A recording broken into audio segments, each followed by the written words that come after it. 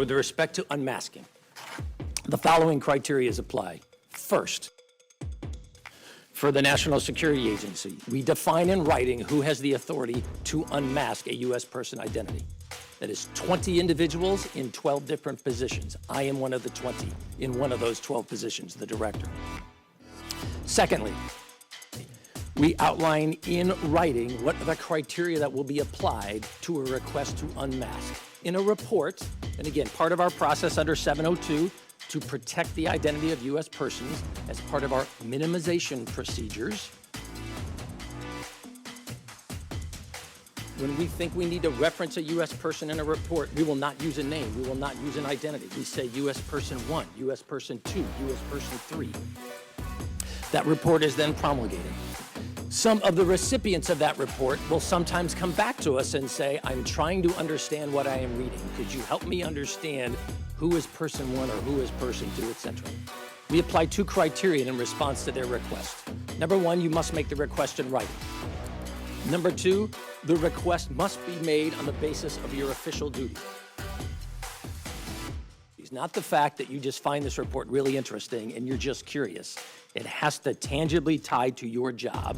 And then finally, I said too, but there's a third criterion, and that is the basis of the request must be that you need this identity to understand the intelligence you're reading. We apply those 3 criteria, we do it in writing, and one of those 20 individuals then agrees or disagrees. And if we unmask, we go back to that entity who requested it, not every individual who received the report, but that one entity who asked for us. We then provide them the U.S. identity, also remind them the classification of this report and the sensitivity of that identity remains in place. By revealing this U.S. person to you, we are doing it to help you understand the intelligence, not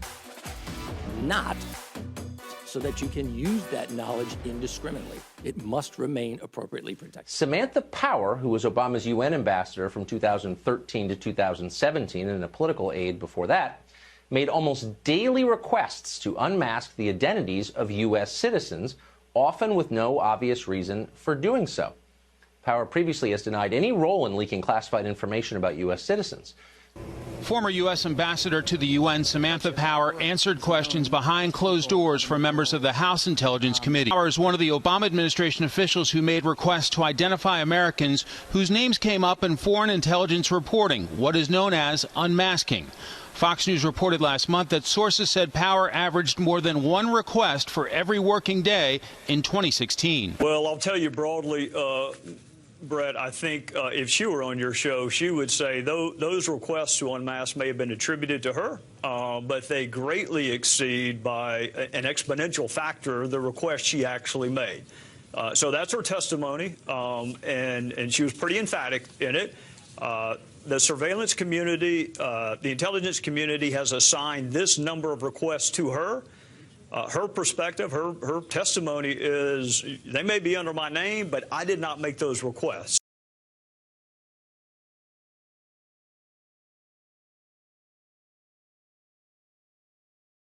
So we've got to get to the bottom of that. If there is someone else making requests on behalf of a principal in the intelligence community, we need to know that. Do you recall any U.S. ambassadors asking that names be unmasked? I don't know. Maybe it's ringing a vague bell, but I could not answer with any confidence. On either January 19th or up till noon on January the 20th, did you make any unmasking request? I do not believe I did. Mike Rogers was informed that there were violations in Section 702 of the FISA court. This is the section that allows spying on foreign nationals, but is supposed to not be used against American citizens. Mike Rogers found out that outside FBI contractors were accessing this data about American citizens, and he reported it to the FISA court. But what you start to see is this possibility take shape, which is they unmasked and then trolled the stuff in front of lawmakers and hoped that they'd get lucky on leaks. This brings to mind a curiosity from the report that I wanted to raise with you and ask about. In the key judgments, the report says, we also assess Putin and the Russian government aspired to help President-elect Trump's election chances when possible by discrediting Secretary Clinton and publicly contrasting her unfavorably to him. All three agencies agree with this judgment. CIA and FBI have high confidence in this judgment. NSA has moderate confidence. Could you explain the discrepancy for us in your level of... I wouldn't call it a discrepancy. I'd call it an honest difference of opinion between three different organizations. And in the end, I made that call. So if anybody's unhappy, Mike Rogers is the accountable individual. When I looked at all the data, I was struck by, for every other key judgment in the report, I had multiple sources, multiple disciplines, and I was able to remove almost every other alternative rationale I could come up with in my mind for, well, could there be another reason to explain this? In the case of that one particular point, it didn't have the same level of sourcing and the same level of multiple sources from different perspectives, human intelligence, signals intelligence. I still believe that it made sense. I still believe that it fit within the context, and I still agreed with the judgment. But I did say from a professional analytic perspective, I'm not quite at the same confidence level as you were as my two counterparts in the form of John Brennan and Jim Comey. And the story basically goes like this. You see these three assholes? They suck. And this guy? Well, this guy rocks.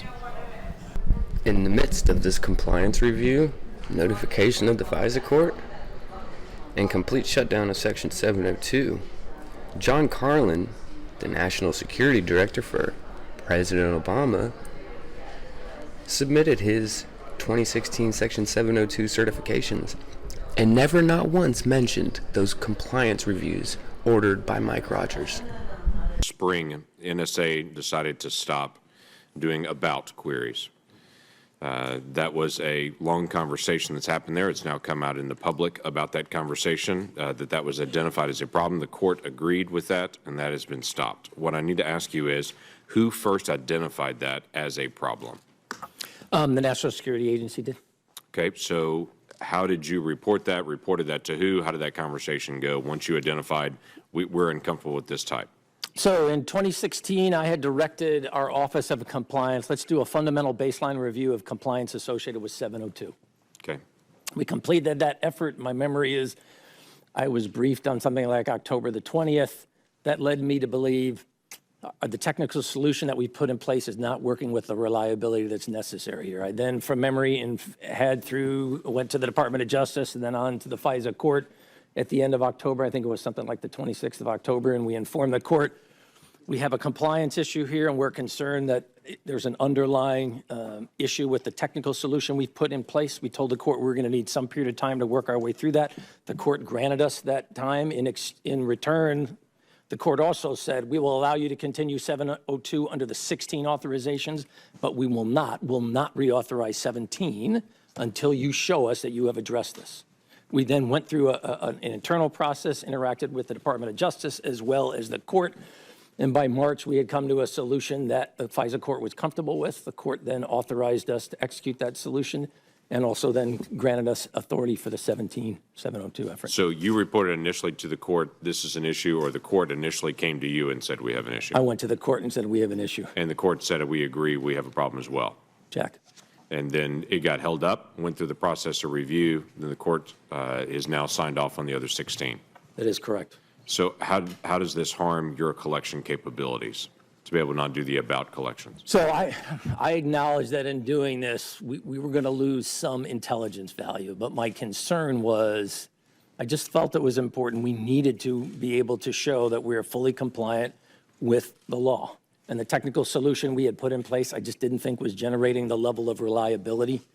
And as a result of that, I said, we need to make the change. I will say this, and the FISA's court opinion also says the same thing. I also told the court at the time, if we can work that technical solution in a way it generates greater reliability, I would potentially come back to the Department of Justice and the court to recommend that we reinstitute it. And in fact, the court acknowledged that in their certification. When you say greater reliability, tell me what you mean by that.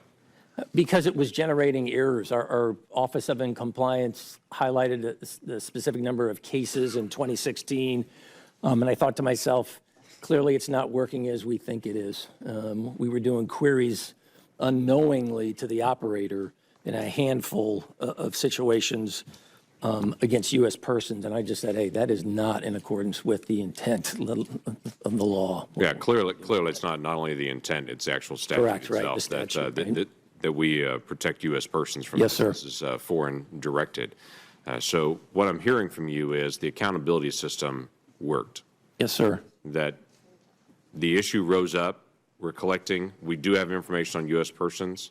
We don't want to get that information. Immediately the process started going through to be able to stop it. The court then put the final stop on it. It was corrected, and then that's now cleared. Yes, sir. And in fact, we're purging the data as well. Not only have we stopped doing it, but we're purging the data that we had collected under the previous authorization. This hero is tracking down these disgusting moles that are doing illegal searching on U.S. citizens. What do these disgusting moles try to do? Well, they did what any disgusting mole anti-American spy would do. They tried to get him fired. Trump got elected, and Mike Rogers, without telling Obama, Clapper, Comey, or any of the other fools, went straight to Trump Tower and told Trump, they're spying on you. That day, Trump moved his transition team. That day. But we do know one thing. Retired Admiral Michael Rogers is now working closely with the Durham investigation.